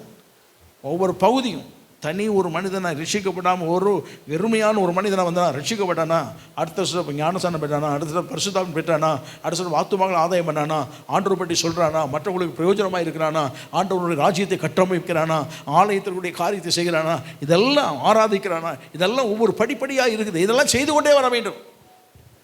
ஆண்டவர் இந்த இஸ்ரவேல் ஜனங்களுக்கு சாப்பாடு கிடச்சிது, தண்ணி கிடச்சிது, நல்ல வசதியான வாய்ப்பு கிடச்சிது, எல்லாம் கிடச்சிது. மலை அருகே கூடாரம் போட்டு நல்லா தூங்க ஆரம்பிச்சிட்டாங்க. நல்ல ஆடு மாடுகள் அது பாட்டுக்கு விருத்தி அடையுது. அதே போல் இவங்களும் விருத்தி அடைஞ்சிட்டே என்ன செய்கிறாங்க இருக்கிறாங்க. ஆனால் இடத்த விட்டு என்ன செய்யலை, நகரல. இன்றைக்கி நாம் இடத்த விட்டு நகரணும். ஆமாம், பாஸ்டர் சொல்லிட்டு இடத்த விட்டு நகரணும், வீட்டுக்கு போயிடக்கூடாது. என்னென்னா இருக்கிற இடத்த விட இன்னொரு இடத்துக்கு போய் ஆத்துமாக்களை ஆதாயம் பண்ணுவதற்குள்ள காரியத்தை செய்யணும். நாம் முன்னேற்றம் அடைந்தோம் என்பதற்குரிய காரியத்தை செய்யணும். ஒரு பிள்ளை படிச்சிருக்குன்னு தெரிஞ்சதுன்னா எப்படி தெரியும்? அவருடைய செயல்பாடுகளில் தெரியும். கர்த்தருக்கு மகிமை உண்டாவதாக. ஒருத்தர் படிப்பு போல் ஒருத்தர் இருக்காது. ஆனால் அவர் படித்திருக்கிறார் என்பதை அவர் படித்த படிப்பிலிருந்து செயல்பாடுகள் மூலமாக கட்டாயம் என்ன செய்யும்? கட்டாயம் தெரியும். கர்த்தருக்கு மகிமை உண்டாவதாக. நாம் ஆண்டவரை கற்றுக்கொண்டிருக்கிறோம், ஆண்டவரிடத்தில் கற்றுக்கொண்டிருக்கிறோம். ஆண்டவரே வாழ்க்கையை ஒவ்வொரு நாளும் நாம் அவரோடு இணைந்து வாழ்ந்து கொண்டிருக்கிறோம். வளர்ச்சி அடைய வேண்டும் என்று சொல்லி போய்கொண்டே இருக்கிறோம். நம்முடைய செயல்பாடுகள் நம்முடைய பேச்சுக்கள் எல்லாம் ஆவிக்குரிய தரத்தை உயர்த்தி காட்ட வேண்டும், முன்னேற்றம் அடைந்ததை காட்ட வேண்டும், மனரம்யமான வாழ்க்கை கிறிஸ்துவுக்குள் இருக்கிறார் என்பதை காட்ட வேண்டும். ஆமாம், இதாக இருக்கீங்களா? ஆக நமக்கு ஒரு லெக்கு இருக்குது. லெக்கை இடவருக்கு கொஞ்சம் கஷ்டப்பட்டாலும் பரவாயில்ல, அது முன்னோக்கி என்ன செய்யணும், அது போயிட்டே இருக்கணும். அசதி என்றதான ஒன்று சோம்பலின் தன்மை. அந்த இது என்ன, கவலையே கிடையாது. கர்த்தருக்கு பயப்படாத, கவலைங்கிறது ஒன்றுமே இருக்காது. கர்த்தருக்கு ஸ்தோத்திரப்பட்டாவதாக. ஆபிரகாமை பார்த்து ஆண்டு சொன்னார், ஆபிரகாமே எழுந்து நட. ஏன் இவனால் நடக்காமலாம் இருக்கான்? ஆண்டவர் எதிர்பார்த்து தர மாட்டேன். என்ன எதிர்பார்த்தாரு? ஒரு பெரிய தேசத்தை தருவேன் வாக்குத்தத்தம் பண்ணி ஒரு இலைக்கு கொண்டு வந்துட்டாரு. அது வரைக்கும் சொல்லலை, எந்த தேசம்னு சொல்லலை. இவனும் ஒவ்வொரு இடமா தங்கிட்டு இருக்கிறான். இவனும் இடம் தங்கியிருந்தாலும் இவனுடைய ஆஸ்தி பயங்கர எக்கச்சக்கம், அதாவது பூமி தாங்கக்கூடாது இருந்ததான். எக்கச்சக்கம் ஆடு மாடுகள், மிருகஜீவன், ஒட்டகங்கள், கழுதை, ஆத்து ஈத்துன்னு எக்கச்சக்கம் இருக்குது. வீட்டில் பிறந்த பிள்ளைகளே 400-500 பிள்ளைகள், பிறந்த பிள்ளைகளே 500 பிள்ளைகள், வேலைக்கார பிள்ளைகள். அப்புறம் வேலைக்காரங்க குடும்பம் எத்தனை இருக்குன்னு பாருங்கள். கர்த்தருக்கு பயப்படாததாக வேலைக்கார பிள்ளைகள், அதோடு மாத்திரம் கல்யாணம் முடிக்காமல் இருக்கக்கூடிய ஆட்கள், கல்யாணம் முடிக்காமல் இருக்க பெண்கள், ஆக சிறு பிள்ளைகள் வயது வாரிய பிள்ளைகள். இப்போல்லாம் பார்த்தோன்னா 1000-2000 வேலைக்காரங்களே 2000 பேர் இருக்கிறாங்க. இவன் ஆடு மாடுகள் மிருகஜீவன் ஒட்டகத்தை கூட்டிகிட்டு போனான்னா, வெளியே எவனாவது ஒருத்தர் வந்து எட்டி பார்க்கறதுக்கு வந்தான்னா, யார் போகிறா? ஆபிரகாம் சீமான் போகிறார். அப்படியா? பின்னால் திரும்பி பார்த்தா ஆடு மாடு போகிறேன், எவ்வளோ தான் போகுதுன்னு பார்ப்போமே. நின்னா பக்கத்தில் ஒருத்தர் சாப்பாடெலாம் பக்கத்தில் கொண்டு வந்து கொடுத்துட்டு போகணும். ஏன்னா போயிட்டே இருக்குது, மணிக்கணக்காக போயிட்டுருக்கு.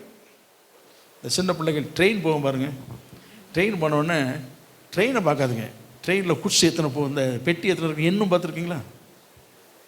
நீங்கள் என்னதில்லை போல். நான் எண்ணுவேன், இந்த குர்ஸு போனால் எத்தனைன்னு எண்ணுவேன். அப்படி 48, அப்பா 48, அப்படி 48 வச்சுருந்தா அவனுக்கு 2 இன்ஜின் வச்சு இழுத்துட்டு போவான். அப்போ 48 இழுக்குன்னா 2 இன்ஜின் வேணும். 48 கடைசியில் அவர் யார், அவன் கார்டனுடைய பெட்டிப்போம், பரிதாபமாக இருக்கும் அந்த பெட்டி. சரி, அதில் நிற்பார். அதோடு சேர்த்து 50ன்னு வரும். மற்றபடி 48, 49 இது இதெல்லாம் உட்காந்து எண்ணுறது. இதே மாதிரி உட்காந்து எண்ணியிருப்பாங்க. எவ்வளோ போகுது, மணிக்கணக்காக போகுது, அவ்வளோ போதும், அவ்வளோ சொத்து இருக்குது. ஆண்டவன் அவனுக்கு தேவையா? அவன் ஒரு இடத்துல உட்காந்தான், இந்த இடத்துல அவனும் உட்காந்து போயிட்டே இருக்கான். ஆண்டவர் பார்த்தாரு, இதெல்லாம் போகாதப்பா, நீ இருக்கிறது இதோடு இருக்கிறதெல்லாம் வளர்ச்சி கிடையாது, உனக்கு நான் தேசத்தை தரப்போகிறேன், எழுந்துரு அம்மட்டும் இப்போ நட. முன்ன நடந்தாலும் நடக்க கிடையாது. முன்னால் உள்ள அனுபவங்கள்லாம் வளர்ச்சி நினைக்காதுங்க. இன்னும் நடந்து பாரு, அதுதான் உனக்கு தேசத்தை கொடுக்கக்கூடியதானே, உன் சந்ததிக்கு கிடைக்கக்கூடியதான ஆசீர்வாதம். நடனாரு. அப்போ நடந்தான். நடக்க நடக்க நடக்க நடக்க கத்தர் அதெல்லாம் டயக்ராம் போட்டு வச்சிருந்தார். கத்தருக்கு மகிமை உண்டாவதாக. எப்போது அவன் இருக்கிற எல்லையை விட்டு எழுந்து நடக்கும்படியாக தேவன் சொன்னாரோ அந்த முன்னேற்றத்துக்கு நடந்தான்.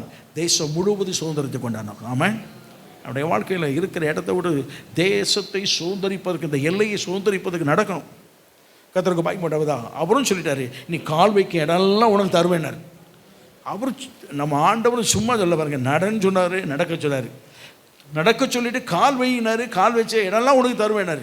நீ எங்கெல்லாம் போகிறீங்க அங்கெல்லாம் உனக்கு தான் அப்படின்னாரு. இவனும் கண்ணை மூடிட்டு நடக்க நடக்க நடக்க தேசம் முழு நடந்தான். இவனே நடந்த இடத்த மறந்துட்டான். மறக்காத ஒருவர் டயக்ராம் போட்டு வச்சிருக்கிறார். ஆமாம், இவனுடைய சந்ததிக்கு எவ்வளவு வேணும் இடம். இவன் பிறக்கிறதுக்கு முன்னே திட்டமிட்டு வைத்தவர். இன்னொரு பகுதியில் இவன் ஆபிரகாம் அல்லது இஸ்ரவேல் என்றதான சந்ததி ஒன்று வருவதற்கு முன்னமே அவனுக்கு எவ்வளோ இடம் வேணுங்கிறத டயக்ராம் வச்சிருந்தார். ஆனால் அந்த டயக்ராம் படி தான் இவனை நடக்க வச்சார். இன்னொரு பக்கம் தேவன் நம்மை குறித்து ஒரு நோக்கம் திட்டம் எல்லாம் வச்சுருக்கிறார். அதுக்குத்தான் அவர் எழுந்து போ, இப்படி செய், அப்படி செய்யுங்கிறாரு. நாம் தான் சோம்பலாக ஒரு இடத்துல உட்காந்து சுகமாக தங்கிட்டோம், சுகமாக என்ன செய்கிறோம். ஆனால் நாம் சொல்லிடுறோம், ஆண்டவர் எனக்கு என்ன செய்தார், நான் ஒன்றுமே செய்யலை. ஒன்றுமே செய்ய மாட்டார். நீங்கள் செய்தால் தான் அவர் செய்ய முடியும். ஆமாம், ஆகவே எழுந்து நடக்க வேண்டியது தேசத்தை சுதந்திரிக்க, எழுந்து நடக்க வேண்டியது புதிய பலிபீடம் கட்டுவதற்காக. நாம் எழுந்திருப்பது பிரகாசிக்க வேண்டும் என்பதற்காக. ஆமாம், கர்த்தருக்கு மகிமை. நாம் எழுந்திருப்பது தேவனுடைய வல்லமையை தரிப்பித்துக் கொள்வதற்காக. அந்த சுகமான இடத்தை விட்டு எழுந்திருப்போம். ஆமாம், ரட்சிக்கப்பட்ட அனுபவத்தோடு இருந்தால் நீங்கள் ஞானஸ்தானத்துக்கு வந்துடுங்க. ஞானஸ்தானத்தை பெற்றதோடு நின்றாங்கன்னா பரிசுத்தாவின் அபிஷேகம் பெற்று வாருங்க. பரிசுத்தாவின் அபிஷேகம் பெற்றதோடு இருந்துட்டாங்கன்னா நல்ல ஆராதனை விடாதீங்க. நல்ல ஆராதனை இருக்கிற நீங்கள் உங்களுடைய வாழ்க்கை எழுந்து புறப்பட்டு ஆத்துமாக்களை ஆதாயம் பண்ணுங்க. ஆதாயம் பண்ண நீங்கள் அவர்களை கிறிஸ்துவுக்குள் நடத்துவதற்குள்ள எல்லா பாடுகள் கஷ்டங்கள் நீங்கள் அனுபவித்து தான் ஆகணும். செய்து பாருங்க. ஆமாம், ஒவ்வொரு படி கர்த்தருக்கு பயப்பட்டதாக நீங்களும் இவைகளினூடே வளர கர்த்தர் உதவி செய்வார் அவர். ஆமாம். ஆகவே நம் சுகமாய் தங்கியிருந்த இடம் போதும். இனி புறப்பட்டு தேவனுக்காக திட்டமிட்ட காரியங்களை செய்வதற்கு, நமக்கு நியமித்திருக்கிற இலக்கை அடைவதற்கு முன்னோக்கி செல்வோமாக. ஆமாம், முன்னோக்கி போகணும். பின்னால் பார்க்கக்கூடாது. அதான் அவனை பின்னானவைகளை மறந்து பின்னால் நான் பார்க்கக்கூடாது. முன்னானவைகளை என்ன செய்யுமா நாடி நமக்கு நியமித்திருக்கிற இலக்கு, ஓட்டம், இவைகளை பிடித்து கொண்டு முன்னோக்கி என்ன செய்யணும், ஓடிக்கொண்டிருக்க. நம்முடைய ஆவிக்குரிய வளர்ச்சி, அதாவது எப்படி சொல்கிறது, அது ஜீரோவாக இருக்கக்கூடாது. சரி 1 2 3 அந்த எல்லையோடு இருக்கக்கூடாது. நிறைவான வளர்ச்சிக்கு வர வேண்டும். ஆமாம், கர்த்தர் நம்ம கொண்டு வருவாரா? இந்த காலவில் வந்திருக்கிறோமே, இந்த சுகமான இடத்தை விட்டு எழுந்திருப்பதற்கு கர்த்தர் நமக்கு உதவி செய்வாரா? ஆமாம், நம்மெல்லாம் எழுந்திருப்போம். எழுந்தது கேட்போம், ஆண்டவரே இந்த அனுபவத்தோடு, சுகமான அனுபவத்தோடு எல்லாம் கிடைக்குது. ஆராதனை இருக்குது, பாடல் இருக்குது, வசனம் இருக்குது, ஜெபம் பண்ண ஆள் இருக்குது, எங்களுக்கு ஆலோசனை சொல்ல ஆள் இருக்குது. இதோடு நாங்கள் உட்கார்ந்துருக்கணும். ஐயா எங்கள் வாழ்க்கை இப்படியே போட்டுரும் நினைக்காதீங்க. நீங்கள் 4 பேருக்கு ஆசீர்வாதமாக இருக்கணும். நீங்கள் முன்னோக்கி போக வேண்டும். உங்களை கொண்டு அநேகர் ஆசீர்வதிக்கப்பட வேண்டும். உங்களை கொண்டு அநேக தேவ ராஜ்யத்தை அடைய வேண்டும். தேவ ராஜ்யம் உங்களை கொண்டு கட்டப்பட வேண்டும். இயேசு கிறிஸ்து அவர் ஒரு நாளும் சும்மா உட்கார்ந்து தனிமையாக இருந்தால் கூட ஒரு தனிப்பட்ட மனுஷனை சந்திப்பதற்கு புறப்பட்டு போனார். அவர் நமக்கு ஒரு முன்னோடியாய் வளர்ச்சியை காண்பித்தார். ஒரு மனுஷன் எப்படி வளர்ச்சி உள்ளவனாக இருக்க வேண்டும் என்பதற்கு அவரும் வந்தார். அவர் ஞானஸ்நானம் எடுத்தார், அவர் ஆலயத்துக்கு போனார், அவர் வேத வசனம் வாசித்தார், அவர் சுவிசேஷ பணியை செய்தார், அவர் ஆத்துமாக்களை சந்தித்தார். ஒரு மனுஷனை சந்திப்பதற்கு புறப்பட்டு போனாருங்க. ஒரு ஆள் சந்திப்பதற்கு 20 கிலோமீட்டர் நடந்து போனவர். நம்முடைய வாழ்க்கையில் ஆண்டு சொல்லுவோம், வளர்ச்சி என்பது நமக்கு வைத்துக்கொள்ள. இதைத்தான் ஆண்டு சொல்லும் போது கடைசியில் என்னை பின்பற்றி வருகிறவனுக்கு நித்திய ஜீவ வாழ்வு உண்டு என்று சொன்னார். நம்முடைய நோக்கம் எல்லாமே நித்திய ஜீவன் தான். ஆனால் போகிற பாதையில் நம்முடைய வளர்ச்சி இருக்க வேண்டும் என்று தேவன் விரும்புகிறார். நம்ம சுகமாய் தங்கியிருந்த இடத்த விட்டுருவோம். இந்த சுகமாக தங்கியிருக்கிற இடம் குளிர்ச்சியான இடம், காற்று வசதி உள்ள இடம், நல்ல சாப்பாடு உள்ள இடம், நல்ல தண்ணீர் வசதி உள்ள இடம், நல்ல பாதுகாப்பான இடம், எல்லாமே நல்லா தான் இருக்குது. அங்கே இருப்பதற்கு தேவன் நம்மளை கொண்டு வரவில்லை. நமக்கு நித்திய ஜீவ வாழ்வின் ஆசீர்வாதங்களை கொடுப்பதற்கு தான் கொண்டு வந்திருக்கிறார். அந்த ஆசீர்வாதத்தை பெற்றுக்கொள்ள முன்னோக்கி போகும்போது நம்முடைய வளர்ச்சி வேண்டும் என்று விரும்புகிறார். அந்த வளர்ச்சி அநேகருக்கு ஆசீர்வதிக்க, அநேகர் உங்கள் மூலமாக தேவனுடைய ராஜ்யத்தை பெற்றுக்கொள்ள உதவி செய்யும். கர்த்தர் நமக்கு உதவி செய்வாராக. ஒரு விஷயம் நம்மை தாண்டி கொண்டவரே, நான் இருக்கிற நிலையை விட்டு இன்னொரு ஸ்டெப் முன்னோக்கி வர எனக்கு உதவி செய்யும். நீங்கள் இருக்கிற எல்லையை விட்டு, ஒருவேளை நீங்கள் நிற்கிற இடம் சரியில்லைன்னு இருக்கலாம், நீங்கள் இருக்கிற பூமி சரியில்லைன்னு இருக்கலாம், நீங்கள் இருக்கிற ஆவிக்குரிய நிலை சரியில்லைன்னு இருக்கலாம். ஆண்டோட கேளுங்க, ஆண்டவரே என் ஆவிக்குரிய நிலை இருக்கும் இடம் சரியில்லைன்னா எனக்கு நீர் போதியும் ஐயா. முன்னோக்கி செல்வதற்கு, முன்னோக்கி போவதற்கு எனக்கு உதவி செய்யும் ஐயா. ஆவிக்குரிய எல்லையில் முன்னோக்கி போக கர்த்தர் உதவி செய்வாராக. அல்லேலூயா. இதுக்கு பின்னால் நிறைய எங்கெல்லாம் போக வேண்டும் என்று சொல்லி நிறைய பகுதி இருக்குது. எங்கெல்லாம் போகணும் ஆண்டவர் சொல்றார், எங்கெல்லாம் போக வேண்டும். ஒரு அனுபவத்தை சொன்னார். இப்படிப்பட்ட அனுபவம் இருக்கிறது, இந்த எல்லாம் நீங்கள் போக வேண்டியது இருக்குதுன்னு சொன்னார். ஆனால் எங்கே போகணும் என்பதற்கு இந்த உபாகமத்திலே வாசித்தீங்கன்னா தெரியும். இந்த எல்லைக்கு எல்லாம் போக வேண்டும் என்பதை கர்த்தர் சுட்டி காட்டி கொண்டே வருவார். நம்முடைய வாழ்க்கையில தேவன் நடத்துதலுக்கு ஒப்பு கொடுப்போமாக. எவர்கள் தேவனுடைய ஆவியினால் நடத்தப்படுகிறார்களோ அவர்கள் தேவனுடைய புத்திரர் எனப்படுவார்கள். அந்த வளர்ச்சி தேவ ஆவியினால் நடத்தப்படுதல். ஆண்டவர் சொல்லுங்க, ஆண்டவரே நீர் எங்களை நடத்த வேண்டும் ஐயா. நீ உட்கார்ந்துருந்தா நடத்த முடியாது. வேலை செய்கிறவனை தான் ஆண்டவர் நடத்தினார். மீன் பிடித்துக் கொண்டிருந்தவனைத்தான் கர்த்தர் ஊழியத்துக்கு அழைத்தார். அவன் ஆயக்காரன், அவன் கல்லாப்பட்டியில் உட்கார்ந்திருக்கும் போதுதான் அவனை அழைத்தார். வேதத்தில் சொல்லப்படுகிறது, சும்மா இருக்கணும்னு கூப்பிடல. சனகரிப் சங்கத்திலே வேலை செய்தவனை சந்தித்த போது அவன் ஒரு வேலை செய்தவன், ஒரு பெரிய பதவியில் உள்ளவன். அவனைத்தான் அழைத்தார். ஆண்டவர் அழைக்கும் போதெல்லாம் சும்மா இருந்தவனை அழைக்கல, ஏதோ ஒரு காரியத்திற்காக முன்னேறி போய்கொண்டே இருந்தவர்களை தான் அழைத்தார். ஆண்டவர் சொல்லுங்க, ஆண்டவரே அவளை நடத்தினார்.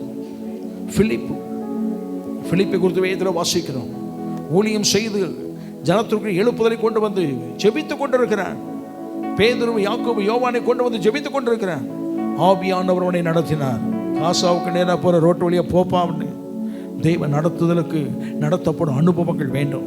அது ஆவிக்குரிய முன்னேற்றமான அனுபவம். பவுல் அந்த நடத்துதலுக்கு உட்பட்டவனாய் இருந்தான். அவனை தேவன் நடத்தினார். ஐரோப்பா கண்டத்துக்கு அவனை நடத்துவதற்கு கர்த்தர் அவனோடு பேசினார். தேவன் நடத்துதலின் ஒரு முன்னேற்றமான வாழ்க்கை. தேவன் உங்களை நடத்தணும். நீங்கள் ஒரு வீட்டுக்கு போனீங்கன்னா அவங்க சொல்லணும், இப்போதான் என் வாழ்க்கையில் யாராவது வந்தால் ஜெபித்தா நல்லா இருக்கும்னு யோசித்தேன். நீங்கள் வந்திருக்கீங்க பிரதர், நீங்கள் வந்திருக்கீங்க சிஸ்டர், ஜெபம் பண்ணுங்க. தேவன் நடத்துதல் அந்த வீட்டுக்கு உங்களை கொண்டு போக வேண்டும். அல்லேலூயா. நீங்கள் ஒருவரை சந்திப்பதற்கு போகும்போது அவர் சொல்ல வேண்டும், கர்த்தர் இந்த காரியத்திற்காக ஜெபிக்க வேண்டும் என்று இருந்தேன், கர்த்தர் உங்களை கொண்டு வந்திருக்கிறார் சொல்ல வேண்டும். அதை நீங்கள் சொல்லணும், உங்கள் வீட்டிற்கு ஜெபிப்பதற்கு கர்த்தர் என்னை அனுப்பி இருக்கிறார். தெய்வ நடத்துதல் ஒரு முன்னேற்றமான ஒரு பாதை. சும்மா உட்கார்ந்துருந்தீங்கன்னா சொப்பனம் கட்டிட்டு தான் உட்கார்ந்துருப்பீங்க. வீணான சொப்பனங்கள், தேவையில்லாத காரியங்கள் எல்லாம் பேசிக்கிட்டு இருப்பீங்க. அதுக்கு தான் ஆண்டவர் சொன்னார், பரியாசக்காரர் உட்காரும் இடத்துல உட்காராதீங்க, அங்கேயே உட்கார்ந்துருக்காதீங்க, இடத்த விட்டு எழுந்துருங்க. மற்றவனை பற்றி குறை பேசி பேசி பேசி பேசி மற்றவனுக்கு விரோதமாக பேசிக்கொண்டே இருக்கக்கூடிய கூட்டத்தில் உட்காராதீங்க, எழுந்துருங்க. உங்களை விட்டு நீங்கள் முன்னோக்கி போய் பாருங்க, தேவன் நடத்துதல் உங்கள் வாழ்க்கையில் இருக்கும்.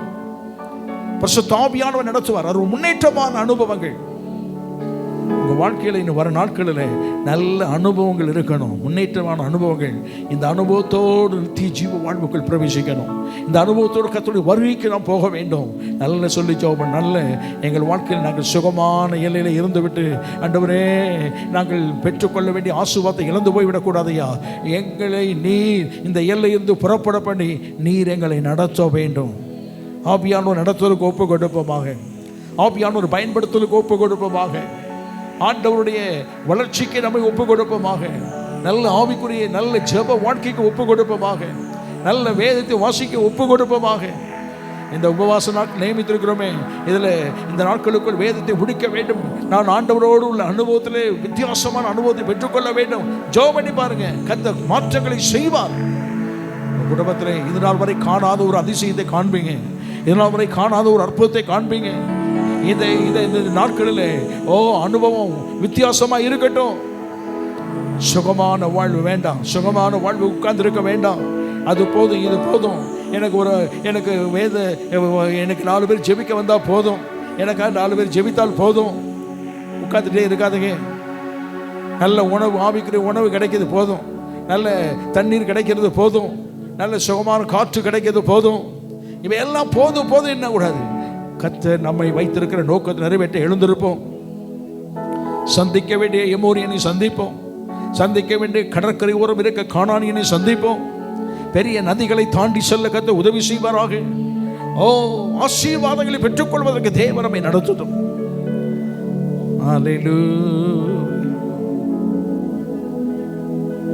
முன்னே செல்வோம் நாம் எல்லோரும், முன் செல்லும் நாள் இதுவே. இன்னும் கொஞ்சம் செல்வோம், இயேசு பக்கம் நிற்போம். முன்னே செல்வோம் நாம், முன் செல்வோம் நாம் நம் இயேசுவுடனே. முன் செல்வோம் நாம் நம் இயேசு சொல்கிறார். மூசுக்கொட்டை செடியின் அசையும் ஓசை தோணிப்பதால் இன்னும் நாம் முன்னே செல்வோம். முன்னே செல்வோம், முன்னேறி செல்வோம். நம்முடைய வாழ்க்கையை முன்னேற்றமாகவே இருக்கணும். இலக்கை அடைந்து கொள்ள வேண்டும். அதுக்கு கொஞ்சம் போராடணும், கொஞ்சம் கஷ்டப்பட வேண்டியது இருக்கும். நம்ம ஜெபம் பண்ணி போராடுவோம், வேத வாசித்து போராடுவோம், ஆலோசனை பெற்றுக்கொள்வோம், தேவன் நடத்துவதற்கு ஒப்பு கொடுப்போம், தேவனுடைய நிறைவுக்கு ஒப்பு கொடுப்போம். அவர் நமக்காக யுத்தம் பண்ணுவார், அவர் நமக்கு யுத்தத்தை கற்றுக் கொடுப்பார், அவர் யுத்தத்தில் ஜெயம் பெற கிருபை செய்வார். அவர் நமக்கு யுத்தத்தில் முடியாது என்று சொன்னால் அவர் உதவி செய்ய பல வழிகளை வைத்திருக்கிறார். ஆனால் முன்னேற்றி செல்ல செல்ல ஒவ்வொரு ஸ்டெப் முன்னேக்கி போய்கொண்டே இருக்க வேண்டும். தடைகளை காண்டு நாம் கலங்கி விடக்கூடாது, தடைகளை தாண்டுவோம். கீழே விழுந்து விட்டால் பயப்படாதீங்க, இன்னொரு முறை தாண்டிடுவோம். தாண்டி செல்வோம். ஒரு பெரிய வெற்றியை பெற்றுக்கொள்வோம், ஒரு பெரிய ஆசீர்வாதத்தை பெற்றுக்கொள்வோம். கர்த்தர் நம்முடைய ஆவிக்குரிய வாழ்க்கையில் செய்வாராக. உலக வாழ்க்கையிலும் படித்தான். முன்னோக்கி செல்வதற்கு பல போராட்டங்கள், பல கஷ்டங்கள் இருக்கலாம். எளிதாக எதையும் பெற்றுக்கொள்ள முடியாது. ஒரு படிப்பில் மேற்கொள்ள வேண்டும், ஒரு படிப்பில் நல்ல ஒரு மதிப்பெண் பெற்றுக்கொள்ள வேண்டுமானால் சும்மா பெற்றுக்கொள்ள முடியாது. போராட வேண்டியது இருக்கிறது. இரவு பகல் போராட வேண்டியது இருக்குது. ஓட்டப்பந்தய வீரன் அவன் வெற்றி கொள்ள வேண்டுமானால் அதற்கு போராடுகிறான். சுருக்க வேண்டியதை சுருக்கிக் கொள்கிறான், தூக்கம் சுருக்கிக் கொள்கிறான், உணவை சுருக்கிக் கொள்கிறான், உடைகளை சுருக்கிக் கொள்கிறான். அவன் ஒவ்வொரு நாளும் பயிற்சியாளர் என்ன சொல்லுகிறான் என்பதை கேட்டு அதன்படி நடக்கிறான். அவன் நடத்துதலுக்கு தன்னை ஒப்புக் கொடுக்கிறான். ஒரு நாள் பரிசு வாங்கி கொண்டு வரும்போது தான் தெரியும் இவ்வளவு காலம் கஷ்டப்பட்டதனுடைய மேன்மை இந்த ஒன்றுக்காகத்தான். நம்முடைய வாழ்க்கையில் அதுதானே. சில வேளையில் தவிர்க்க வேண்டியது தவிர்க்கணும், விட்டுவிட வேண்டியது விட்டுவிட வேண்டும். ஆகாதவர்கள் வேண்டாம் என்று சொன்னால் விட்டுவிட வேண்டும். எல்லாமே எனக்கு வேண்டும் என்று உணவு அருந்தக்கூடாது, எல்லாமே வேண்டும் என்று சொல்லி அணிந்து கொள்ளக்கூடாது. எல்லாமே எனக்கு வேண்டும் என்பதல்ல, எது வேண்டும் என்பதை அறிந்து கொள்ள வேண்டும், எது தேவை என்பதை அறிந்து கொள்ள வேண்டும், எது எனக்கு ஆண்டு நியமித்திருக்க என்பதை அறிந்து கொள்ள வேண்டும். முன்னோக்கி செல்ல தேவன் அனுக்கிரகம் பண்ணுவாராக. இலக்கை அடைந்து கொள்ள வேண்டும். அந்த கோல் நாம் வெற்றி பெற வேண்டும். நமக்கு கொடுக்கப்பட்ட நியமிக்கப்பட்ட எல்லையை நாம் வெற்றிகரமாய் அடைய வேண்டும், போராட வேண்டும், வெற்றி பெற வேண்டும். இதுதான் வாழ்க்கையின் ஒவ்வொரு பகுதியும். எதை பற்றி சொல்லணும்? தோல்வி வந்து விட்டாலும் கலங்கி போகாதீங்க. நமக்கு முன்னேற்றம் இல்லை. இன்றைக்கு இல்லாவிட நாளைக்கு வெற்றி பெறுவோம், கட்டாயம் வெற்றி பெறுவோம். முன்னோக்கி செல்வோம். Oh praise the lord. Stephen job.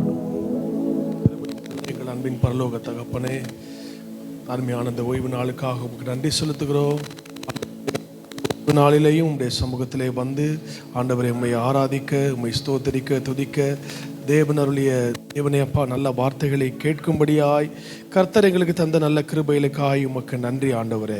அல்லேலூயா. நல்ல ஆழமான சத்தியங்களை தேவதாசன் மூலமாய் எங்களோடு கூட திட்டமும் தெளிவுமாய் கர்த்தர் பேசியிருக்கிறீர் ஆண்டவரே. கர்த்தர் எரேமியாவுக்கு சொன்ன வார்த்தைகள் நினைவுக்கு வருகிறது ஆண்டவரே. அல்லேலூயா. நீ சமாதானம் உள்ள தேசங்களிலே நீர் அடைக்கலம் தேடினால் யோர்தான் பிரவாகித்து வரும்போது என்ன செய்வாய்? அல்லேலூயா. ஆண்டவரே, எச்சரிப்பின் சத்தமாக இந்த சத்தம் எங்கள் காதுகளில் கேட்கட்டும் ஆண்டவரே. ஆவியானவர் உன்னதங்களில் இருக்கிற சகல ஆசீர்வாதங்களினாலும் ஆண்டவரே உம்முடைய பிள்ளைகளாகிய எங்களை நீர் ஆசீர்வதித்திருக்கிறீர். ஆவியின் வரங்களை எங்களுக்கு தந்திருக்கிறீர். அதை பயன்படுத்தாமல் நான் ஆண்டவரே அப்பா ஒரே இடத்திலே தங்கி தாபரிப்பது தேவ சித்தம் அல்ல ஆண்டவரே. ஹல்லேலூயா. நீங்கள் புறப்பட்டு போய் சகல ஜாதிகளையும் சீஷராக்குங்கள் என்று சொல்லப்பட்ட அந்த டிவைன் கமிஷன், அதைகளுக்கு நாங்கள் எங்களை முழுவதுமாய் அர்ப்பணிக்கிறோம் ஆண்டவரே.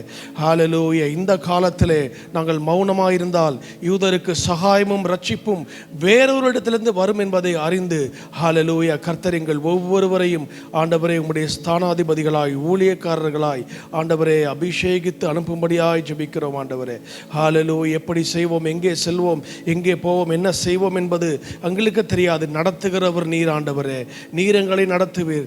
பயன்படுத்துகிறவர் நீர் ஆண்டவரே. நீர் எங்களை பயன்படுத்துவீர். ஹல்லேலூயா. ஆண்டவரே, நீர் என்ன செய்ய சித்தமாயிருக்கிறீர் என்று தன்னுடைய ஊழியத்தை துவங்கின பவுல் ஆண்டவரை நிறைவு செய்யும் போது ஹல்லேலூயா நல்ல போராட்டத்தை போராடினேன், ஓட்டத்தை முடித்தேன், என் விசுவாசத்தை காத்துக்கொண்டேன் என்று சொல்வது போல நாங்களும் ஆண்டவரே அப்பா வெறுமையாய் ஓடி எங்கள் ஓட்டத்தை முடிக்காம தேவனுக்காய் ஒரு கூட்டத்தை ஆதாயப்படுத்தி ஆண்டவரே தேவ சமூகத்திற்கு வெறும் கையர்களாய் அல்ல ஆண்டவர் அநேக ஆத்துமாக்களை ஆதாயப்படுத்தினவர்களாய் உம்முடைய சமூகத்தில் நாங்கள் பிரவேசிக்கும்படியாய் எங்களுக்கு கிருபை தரும்படியாய் ஜெபிக்கிறோம். வந்த ஒவ்வொருவரையும் ஆசீர்வதியும். ஹல்லேலூயா. ஹல்லேலூயா. ஸ்தோத்திரம் ஆண்டவரே. உனக்கு இருக்கின்ற அந்த பலத்தோடே போ, உன்னை அனுப்புகிறவர் நான் அல்லவா என்கிற வார்த்தையோடு எங்கள் ஒவ்வொருவரையும் அனுப்பும். ஆசீர்வதியும் பலப்படுத்தும். இரட்சகர் இயேசு கிறிஸ்துவின் நாமத்திலே பிதாவே. கிருபை, சமாதானம், சந்தோஷம் இருப்பதாக. ஆமென். ஆமென். ஹல்லேலூயா. ஹல்லேலூயா.